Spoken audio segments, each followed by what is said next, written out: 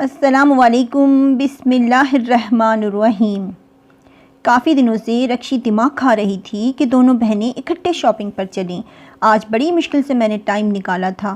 رکشی اور میں نے خوب شاپنگ کی، بہت انجوائے کیا، کیونکہ شادی کے بعد ہم دونوں بہنوں کی یہ پہلی اکٹھی شاپنگ تھی۔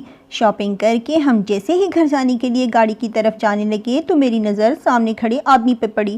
میری آنکھیں پھٹی کی پھٹی رہ گئیں، مگر یہ کیسے ممکن تھا؟ وہ ایسا کیوں کر رہے تھے؟ شکر ہے رکشی کی نظر ان پر نہ پڑی تھی، ورنہ اس کے سامنے بھلا میری کیا عزت رہ جاتی۔ میں بہت زیادہ اپسٹ ہو گئی تھی، مگر پھر میں نے خود کو سنبھالا اور ایک دم نارمل ہو گئی۔ پہلے تو مجھے خود کو یقین دلانا تھا کہ آج میں نے جو کچھ دیکھا ہے وہ سچ ہے یا جھوٹ، لیکن یقین نہ کرنے والی کوئی بات نہ تھی۔ میں ارسل کو لاکھوں لوگوں کے بیچ بھی پہچان سکتی تھی، آخر کوئی عورت اپنے شوہر کو کیسے نہیں پہچانے گی، مگر ارسل یہ کیسے کر سکتے تھے؟ آخر وہ اتنے بڑے بزنس مین تھے، اللہ نے نوٹوں کی ان پر بارش کر رکھی تھی، پھر بھلا کیوں وہ اس طرح راستے پر بھیک مانگتے؟ میرا نام رابی ہے، میرے ابو اس شہر کے بہت بڑے بزنس مین ہیں، امی سوشل ورک کر لیتی ہیں اور سارا دن مصروف رہتی ہیں۔ ہمارے گھر میں دولت کی کوئی کمی نہ تھی، روپیہ پیسہ، نوکر چاکر، گھر کی ہر چیز مالک کی خوشحالی کی نوید سناتی نظر آتی۔ امی ابو کی ہم دونوں بہنوں میں جان بسی تھی، گھر کے سارے کام تو نوکر کر دیا کرتے، اسی لیے ہماری امی نے بھی اپنے وقت کو غریب اور نادار لوگوں کے لیے وقف کر دیا تھا۔ رکشی اور میں بھی زیادہ تر اپنی پڑھائی میں ہی مصروف رہتے، ہم دونوں کی عمروں میں زیادہ فرق نہ تھا، سال سوا سال کا ہی فرق تھا۔ اسی وجہ سے ہماری پڑھائی پوری ہوتے ہی ہمارے والدین کو ہماری شادی کی فکر ستانے لگی۔ ہمارے رشتے تو کالج کے زمانے سے ہی آ رہے تھے۔ جب بھی کوئی اچھا رشتہ آتا امی ابو سے کہتی، رمیز اب ہمیں اپنی بیٹیوں کی شادی کر دینی چاہیے۔ ابو فوراً بولتے، ارے بیگم اتنی جلدی بھی کیا ہے، ہماری شہزادیاں اپنی تعلیم تو مکمل کر لیں، پھر دیکھنا میں اپنی شہزادیوں کے لیے کیسے شہزادے ڈھونڈتا ہوں۔ ابو نے جیسا کہا تھا ویسا کر کے بھی دکھا دیا۔ ابو نے ہم دونوں بہنوں کا رشتہ اپنی جیسے رچ فیملیز میں ہی کیا تھا۔ ابو کے دونوں دامادی ماشاءاللہ بہت بڑے بزنس مین تھے۔ ہم دونوں بہنیں اپنے گھروں میں بہت زیادہ خوش تھیں، ہمیں خوش دیکھ کر امی ابو بھی نہال ہو جاتے۔ ارسل بہت اچھے انسان تھے، وہ مجھ سے بے پناہ محبت کرتے اور زندگی بہت اچھی گزر رہی تھی کہ آج اچانک میں نے ارسل کو راستے پر بھیک مانگتے دیکھا۔ مجھے تو سمجھ نہیں آئی کہ شہر کے اتنے بڑے نامی گرامی بزنس مین کو آخر اس طرح بھیک مانگنے کی کیا ضرورت ہے؟ میں بہت پریشان ہو گئی، حالانکہ مجھے 100% یقین تھا کہ وہ ارسل ہی تھا، مگر پھر بھی میں بغیر تصدیق کے ان سے بات کیسے کرتی؟ آج جب ارسل گھر آئے تو ان کا موڈ بہت اچھا تھا، کہنے لگے رابی چلو کہیں باہر چل کر ڈنر کرتے ہیں، مگر میرا دل بالکل بھی نہیں چاہ رہا تھا۔ انہوں نے میرا اترا ہوا چہرہ دیکھا تو پوچھا، خیر تو ہے کیا، تمہاری طبیعت خراب ہے؟ اب میں انہیں کیا بتاتی، مگر میں نے خود کو سنبھالا اور اپنا موڈ ٹھیک کر لیا۔ میں نے اسی لمحے فیصلہ کر لیا کہ میں اس بات کی تحقیق کر کے پھر ہی ارسل سے بات کروں گی۔ میں نے سوچ لیا تھا کہ مجھے کیا کرنا ہے۔ دوسرے دن جب ارسل آفس کے لیے نکلے تو 1 گھنٹے کے بعد میں بھی ان کے آفس چلی گئی۔ میں نے ملازم سے پوچھا، ارسل صاحب اپنے کیبن میں ہیں؟ تو وہ بولے، نہیں بی بی جی، صاحب تو ابھی تک آفس آئے ہی نہیں۔ میں دل ہی دل میں تلملا کر رہ گئی، تو اچھا آفس آنے کی بجائے بھیک مانگنے چلے گئے؟ مجھے عجیب عجیب وسوسے گھیر رہے تھے کہ امیر ماں باپ کے بیٹے اکثر بگڑ جاتے ہیں، اس طرح کی مختلف حرکتیں کرتے ہیں، انہیں اچھا لگتا ہے، کہیں ارسل بھی اندر سے بگڑا ہوا تو نہیں؟ وہ سارا دن میں مختلف روڈوں پر گاڑی دوڑاتی رہی اور خوار ہوتی رہی کہ کہیں ارسل مجھے بھیک مانگتا ہوا نظر آ جائے تو میں اسے رنگے ہاتھوں جا کر پکڑ لوں، مگر وہ مجھے کہیں بھی نظر نہ آئی۔ میں آخرکار تھک ہار کر گھر چلی آئی۔ ہمارے گھر میں ایک بہت بڑا ہال نما کمرہ تھا۔ صبح جب میں گھر سے نکلی تھی تو وہ روم ہمیشہ کی طرح کھلا ہوا تھا، مگر اب جب میں گھر آئی تو اس پر اتنا بڑا تالا لگا ہوا تھا۔ مجھے سمجھ نہ آ رہا تھا کہ یہ تالا کس نے لگایا، کیونکہ گھر میں تو صرف میں اور ارسل ہی رہتے تھے، اور ارسل تو ابھی تک گھر آئے نہیں تھے۔ تھوڑی دیر کے بعد جب ارسل گھر آئے تو میں نے روم کے بارے میں پوچھا تو ارسل ٹال گئے۔ آدھی رات کو ایک دم میری آنکھ کھلی، ارسل بیڈ پر نہ تھے۔ میں نے سوچا شاید واش روم میں ہوں گے، مگر کافی دیر کے بعد جب وہ وہاں سے بھی نہ نکلے تو میری پریشانی بڑھ گئی۔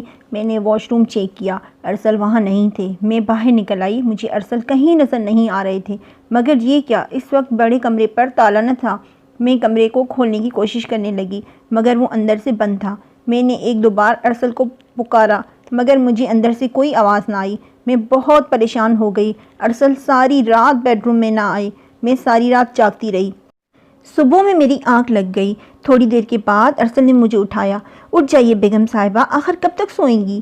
میں ارسل پہ غصہ ہو گئی کہ وہ ساری رات کہاں چلے گئے تھے۔ میں اتنی پریشان رہی ہوں۔ انہوں نے مجھے بتایا کہ ان کی کسی دوست کا ایکسیڈنٹ ہو گیا تھا، میں اس کے پاس ہاسپٹل میں تھا۔ اللہ کا شکر ہے کہ زیادہ چوٹیں نہیں آئی تھیں، خدا نے اپنا رحم کیا، اسی لیے اسے صبح ہی ڈسچارج کر دیا گیا۔ پہلے میں نے اسے اس کے گھر چھوڑا، اس کے بعد میں بھی سیدھا گھر چلا آیا۔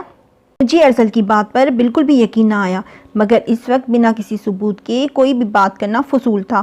کوئی نہ کوئی گڑبڑ تو تھی، وہ کچھ تو مجھ سے چھپا رہے تھے۔ ارسل حالانکہ کہہ رہے تھے کہ وہ ساری رات ہاسپٹل میں گزار کر آئے ہیں، مگر اس کے باوجود وہ آفس جانے کے لیے تیار ہو گئے اور آفس چلے گئے۔ ان کے گھر سے نکلتے ہی میں بھی تھوڑی دیر کے بعد گھر سے نکل گئی۔ میرا ارادہ یہی تھا کہ میں آج بھی ارسل کے آفس جاؤں گی، اور اگر ارسل آج بھی آفس میں نہ ہوئے تو آج میں ان سے کھل کر بات ضرور کروں گی۔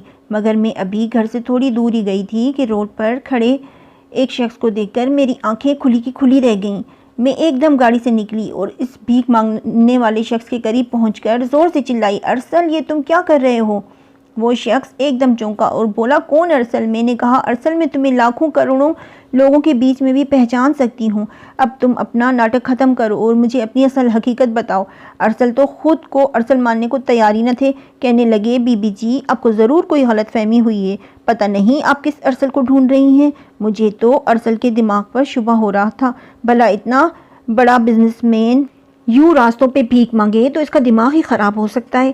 میں نے کہا، چلیں ٹھیک ہے، آپ میرے ساتھ گھر چلیں، سب ٹھیک ہو جائے گا۔ وہ بولے، بی بی جی تمہارا دماغ تو مجھے بالکل ہی خراب لگتا ہے، میں پیرو ہوں، کوئی ارسل ورسل نہیں، میرے بیوی بچے ہیں، میں بھلا تمہارے ساتھ کیوں چلنے لگا؟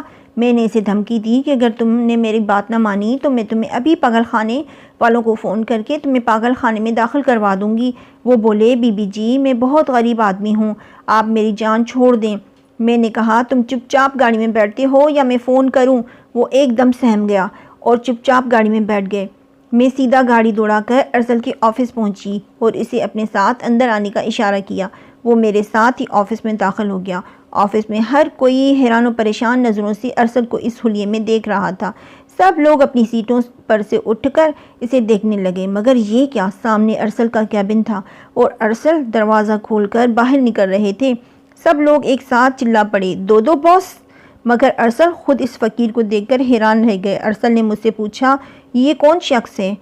میں جو خود حیرت زدہ کھڑی تھی، کبھی ارسل کو اور کبھی اس فقیر کو دیکھتی، ایک دم سے ہوش میں آ گئی۔ میں نے ارسل کو ساری بات بتائی۔ میں نے اس بیچارے فقیر سے بھی معافی مانگی کہ اسے میری وجہ سے اتنی تکلیف اٹھانا پڑی۔ ارسل اور میں نے اسے عزت کے ساتھ اسی جگہ چھوڑا جہاں سے میں اسے اپنے ساتھ لائی تھی۔ ارسل نے اسے سمجھایا کہ اگر وہ بھیک مانگنا چھوڑ دے تو وہ اسے اپنے ہاں نوکری دے سکتا ہے۔ اس نے ارسل سے وعدہ کر لیا کہ وہ بھیک مانگنا چھوڑ کر اس کے پاس نوکری کر لے گا اور محنت مزدوری کر کے اپنے بچوں کا پیٹ پالے گا۔ ارسل نے کہا، تو اچھا بیگم صاحبہ، تو یہ بات تھی، اتنے دنوں سے آپ کا موڈ اسی وجہ سے آف تھا، آپ کو لگ رہا تھا شوہر نامدار بھکاری ہیں۔ میں نے ارسل سے کہا، آپ کا کوئی جڑواں بھائی کسی میلے میں کھو تو نہیں گیا تھا؟ یہ بات سن کر ارسل نے زوردار کہکا لگایا اور گاڑی گھر کی طرف دوڑا دی اور گھر پہنچ کر میرا ہاتھ پکڑ کر سیدھے بڑے کمرے کی طرف لے گئے۔ کمرے کا دروازہ کھول کر جیسے ہی ہم اندر داخل ہوئے، ایک دم سے ہیپی برتھ ڈے رابی، ہیپی برتھ ڈے سویٹ رابی، امی، ابو، رکشی اور سارے مہمان سرپرائز سرپرائز چلانے لگے۔ میں ایک دم سے چلائی، ارسل! ارسل نے کہا، جی بیگم صاحبہ، مجھے آپ کو سرپرائز دینا تھا، اسی لیے کچھ دنوں سے یہ روم لاک تھا۔ میں اللہ کا شکر ادا کرنے لگی کہ جو کچھ میں سوچ رہی تھی ویسا کچھ بھی نہ تھا۔ ضروری نہیں ہے کہ انسان کو جیسا نظر آتا ہے سب کچھ ویسا ہی ہو، کبھی کبھی آنکھوں دیکھا بھی جھوٹ یا غلط ہو سکتا ہے۔ میں شکر ادا کر رہی تھی کہ میں نے تحمل سے کام لے کر اچھا کیا، ورنہ جلد بازی کر کے میں ارسل کو ہمیشہ کے لیے کھو بھی سکتی تھی۔ آپ کی کیا رائے ہے اس بارے میں؟ اپنی رائے سے ضرور آگاہ کیجیے گا۔ اگر آپ کو ہماری یہ کہانی پسند آئی ہو تو اسے لائک اور شیئر ضرور کیجیے گا، اور اگر ایسی ہی حقیقت پر مبنی سچی کہانیاں سننا چاہتے ہیں تو میرے چینل سچی اردو کہانی کو سبسکرائب کیجیے اور ساتھ میں بیل آئیکن ضرور پریس کیجیے۔ شکریہ، اللہ حافظ۔